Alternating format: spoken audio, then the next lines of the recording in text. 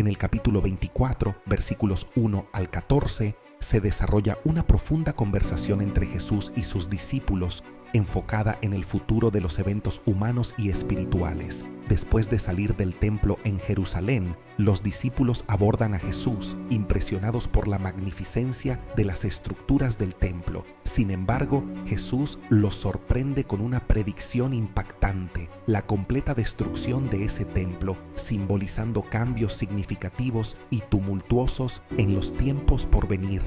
Desde el Monte de los Olivos, un lugar de gran significado para eventos futuros, Jesús responde a las preguntas de los discípulos sobre el momento y las señales que precederán a su segunda venida y al fin de los tiempos. Comienza su respuesta advirtiéndoles sobre el peligro de las falsas profecías y de los engañadores que se autoproclaman el Mesías. Esta advertencia destaca la importancia del discernimiento y la sabiduría espiritual para no caer en el error. Jesús continúa describiendo un panorama de conflictos y desastres, guerras, rumores de guerras, naciones y reinos en oposición, junto con hambrunas, pestes y terremotos.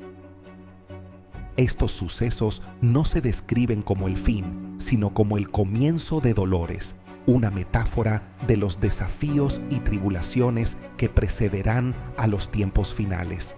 La narrativa se intensifica al detallar persecuciones dirigidas a los seguidores de Cristo, quienes enfrentarán aflicciones, incluso la muerte, y serán universalmente odiados por su fe. Este periodo de pruebas también se caracterizará por un aumento en la traición y el odio, incluso entre aquellos que antes estaban unidos por la fe. Jesús advierte sobre la aparición de falsos profetas que engañarán la iniquidad y la disminución del amor y la fe entre las personas. En medio de esta turbulencia espiritual y moral, se destaca la perseverancia como clave para la salvación. Aquellos que se mantengan firmes en la fe, a pesar de las adversidades, alcanzarán la salvación. Finalmente, Jesús proclama que el Evangelio del Reino será predicado en todo el mundo como testimonio a todas las naciones. El fin solo llegará después de completar esta misión global. Por ende, este pasaje no solo predice eventos futuros, sino que también insta a la perseverancia en la fe, al testimonio valiente y al compromiso inquebrantable con las enseñanzas de Cristo, sin importar las circunstancias externas. Al reflexionar sobre las enseñanzas de Jesús en Mateo capítulo 24, versículos 1 al 14, a la luz de las circunstancias contemporáneas, se observa una marcada conexión entre sus predicciones y los eventos actuales en el mundo. Estos pasajes bíblicos pintan un panorama profético desde la ascensión de Cristo hasta los preludios de su segunda venida. Las palabras de Jesús, aunque amplias en contexto, resuenan de manera notable en las condiciones actuales del mundo, ofreciendo una perspectiva espiritual para interpretar los sucesos actuales. Al analizar los eventos contemporáneos a la luz de Mateo capítulo 24, queda claro que muchos de los signos mencionados están manifestándose en las noticias diarias.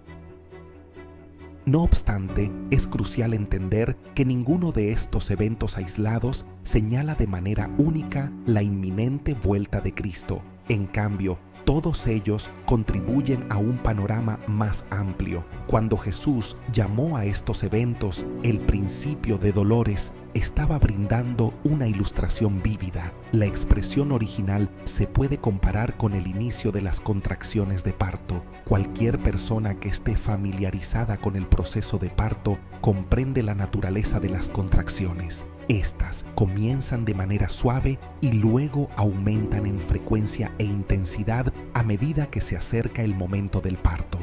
Utilizando esta analogía, no deberíamos estar buscando un evento monumental que señale el regreso, sino más bien observar el aumento en la frecuencia e intensidad de guerras, hambrunas, terremotos y otras tragedias, ya que funcionan como indicadores colectivos.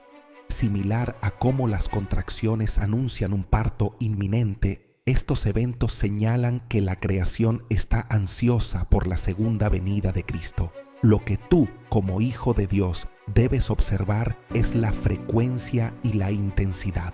Esta perspectiva es esencial en nuestra interpretación. Aunque podría ser tentador mirar un evento significativo y declarar "este es el signo", Jesús nos alienta a tener una visión más amplia. En conjunto, estos son signos que representan el inicio de los dolores y, al igual que las primeras contracciones de parto, nos preparan para lo que está por venir. Además, la importancia no solo reside en reconocer estos signos, sino en la actitud del corazón que generan. Si verdaderamente creemos que estamos experimentando el inicio de los dolores, esto debería infundir urgencia en nuestros corazones, urgencia de que el tiempo se agota, urgencia de buscar al Señor mientras aún es accesible, urgencia de comprender que nos acercamos cada vez más al libro del Apocalipsis, urgencia de difundir el Evangelio, de profundizar nuestra relación con Jesús y de ser embajadores de su paz en un mundo cada vez más convulso.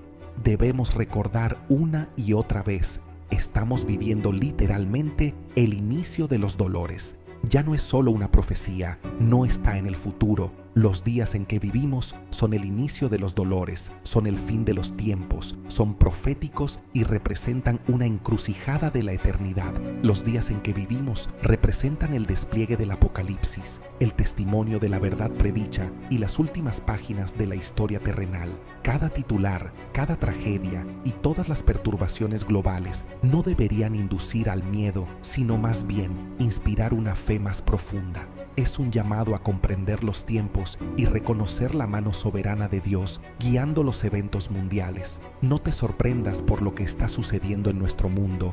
Jesús nos advirtió que esto ocurriría. Si los dolores son reales, el dolor, el sufrimiento y el caos son tangibles, pero permíteles ser un recordatorio de que son solo el comienzo. Al igual que las contracciones de parto, culminan en la alegría de un nuevo nacimiento. Estos dolores señalan la esperanza del regreso de Jesús y el establecimiento de su reino eterno. Es fácil mirar al mundo y creer que todo está fuera de control, pero quiero recordarte, amigo mío, que servimos a un Dios vivo, un Dios soberano. No todo está fuera de control. Él guía todas las cosas según el consejo de su propia voluntad. Dios está al mando. Jesús dejó claro que todo lo mencionado en Mateo capítulo 24 será parte de los últimos días, tiempos peligrosos. A menudo escuchas rumores de guerras, noticias sobre personas que mueren y te sientes inseguro, como si no pudieras soportar más los males en el mundo. Percibes que el mundo y sus gobernantes se vuelven cada vez más caóticos cada día. Jesús dijo que no debes desanimarte por esto, que no debes perturbarte. No importa lo que suceda en este mundo, no importa lo que haga el gobierno en el país en el que vives. No te desanimes, no vivas con miedo. Recuerda que Dios todavía está en su trono y mientras Dios permanezca en su trono y no necesitas tener miedo. Dios te está observando en cada palabra que dices, en cada acción que realizas. Está atento a cada movimiento que haces, a cada paso que das. Dios te está observando. No pasa ni un segundo en el que Dios no tenga sus ojos en ti. Dios te está observando. Estés donde estés ahora y hagas lo que hagas. Comprende esto. Dios te está observando. Normalmente, cuando le digo esto a las personas, sienten nerviosismo y ansiedad, pero el problema es que aún ven a Dios no como un padre, sino como alguien con quien están enemistados. Si has nacido de nuevo, el hecho de que Dios te esté observando no debe infundir miedo en tu corazón, sino traer paz, una paz que sobrepasa todo entendimiento, una paz que no proviene de este mundo. Ya no estás enemistado con Dios debido al amor de nuestro Señor Jesucristo. Nadie te ha amado nunca como el Señor Jesús te ama. Él murió por ti, experimentó la muerte más profunda por ti, entregó su vida por ti y ahora, en este mismo momento, Él se encuentra a la derecha del Padre, intercediendo por nosotros. El mensaje central de la Biblia y de la historia de la salvación gira principalmente en torno al Señor Jesucristo, y la obra redentora que llevó a cabo en favor de la humanidad y de su iglesia, la novia de Cristo. En el contexto de este mensaje divino, las Escrituras señalan el tiempo actual como un periodo crucial en la historia de la humanidad. A menudo utilizó términos teológicos como los últimos días. Este concepto, debatido con frecuencia en términos teológicos, sugiere que estamos viviendo momentos decisivos, simbolizados metafóricamente como la 1ª hora y el 59º minuto de la civilización humana. La relevancia de estos últimos tiempos se pone de manifiesto al observar cómo las profecías de Jesús en Mateo 24 se desarrollan en el mundo actual. Este capítulo bíblico, repleto de predicciones sobre guerras, hambrunas, falsos profetas y persecuciones, parece encontrar un notable paralelo en los eventos contemporáneos, fortaleciendo la idea de que estamos presenciando el cumplimiento de estas profecías. Un ejemplo destacado de la continua soberanía de Dios se encuentra en Daniel 4, versículos 24 a 27. En este pasaje, el rey Nabucodonosor recibe la interpretación de un sueño que sirve como un poderoso recordatorio de la autoridad de Dios sobre los reinos de la tierra. La historia de Nabucodonosor, quien es destituido de su reino y vive como un animal hasta que reconoce la soberanía de Dios, ilustra claramente que, a pesar de las apariencias, Dios está en control de todos los eventos mundiales. La restauración del reino de Nabucodonosor, condicionada a su reconocimiento de la soberanía divina, simboliza la misericordia y la justicia de Dios al tratar con los pueblos y las naciones. La recomendación dada a Nabucodonosor de abandonar sus pecados y practicar la justicia, especialmente en relación con los oprimidos, resuena como un llamado universal a la conversión y a hacer el bien. Esta orientación no es solo un consejo para un antiguo rey, sino un mensaje atemporal que resuena con la humanidad. A lo largo de todas las épocas, incluida la actual, las Escrituras ofrecen una perspectiva profunda y reconfortante. Afirman la soberanía de Dios sobre los eventos humanos y la historia, al mismo tiempo que destacan la importancia de la fe, el arrepentimiento y la práctica de la justicia.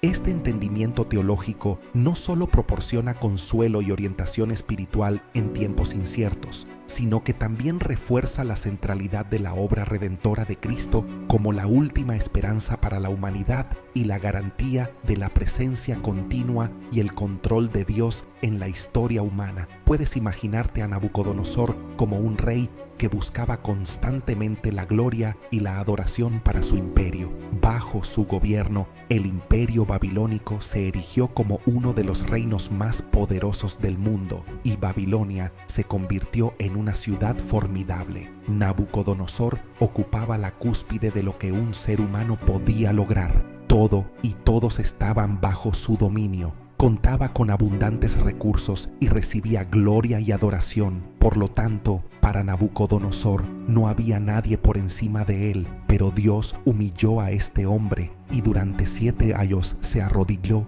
y tuvo que comer hierba como un animal salvaje. Lo más impresionante es que cuando esto sucedió, Israel todavía estaba bajo el dominio de su imperio. Pero Dios redujo al emperador para mostrar que él todavía está en control. Aunque Nabucodonosor era conocido como el conquistador de naciones, fue reducido a comer hierba. Digo todo esto para resaltar el hecho de que Dios todavía está en control, sin importar la dirección que tome el mundo. Tenemos un Dios en el cielo que es grande y está en control. No importa quién esté sentado en el asiento de autoridad en esta tierra. En última instancia, Dios está en control. Y el Dios que está en control es el mismo Dios que te está observando. No necesitas vivir con miedo en tu propia vida. No importa la dirección que tome tu vida, recuerda que Dios todavía está en control, incluso si has sido traicionado, incluso si has sido por tu esposa o esposo. Pero recuerda, Dios está observando, Dios todavía está en control. A pesar de que José fue traicionado por sus hermanos, quien estaba en control era Dios. No es asombroso que Dios te esté observando. Aquel que está en última instancia en control se preocupa por tu vida y la de tu familia. Aquel que te ama se preocupa por tu vida. ¿Qué más tiene que hacer para mostrarte que te ama? Él es la razón por la que vas al cielo. No vas al cielo porque eres una buena persona. Hay muchas personas buenas en el infierno en este momento. Ser una persona buena y moral no te llevará ni un segundo al cielo. No vas al cielo debido a la cantidad de dinero que has dado. No vas al cielo por la cantidad de personas a las que has ayudado. Tu apellido, la cantidad de tiempo que oras, no hará nada por ti. La cantidad de servicios de iglesia a los que asistes no te ayudará. La verdadera razón por la que vas al cielo es por un hombre que vino a esta tierra hace 2000 años y murió por tus pecados, mis pecados. Nuestros pecados merecían el fuego del infierno, la destrucción eterna, la plena ira de Dios sin límites. Merecíamos el destino del hombre rico en la historia de Lázaro, un lugar de llanto y crujir de dientes. Pero la Biblia nos dice en Juan 3:16, porque de tal manera amó Dios al mundo que dio a su Hijo unigénito, para que todo aquel que en Él cree no se pierda, sino que tenga vida eterna. El amor de Dios nos salvó de ese destino, de la eternidad en el infierno. Jesús vino y pagó el precio. A menudo, al ver las noticias, solo vemos tiempos peligrosos. Estoy aquí para recordarte que Dios está en control. No necesitas vivir con miedo. Aquel que está en última instancia a cargo cuida de ti en el inicio de los dolores. No tengas miedo. Sabes que sirves a un Dios vivo.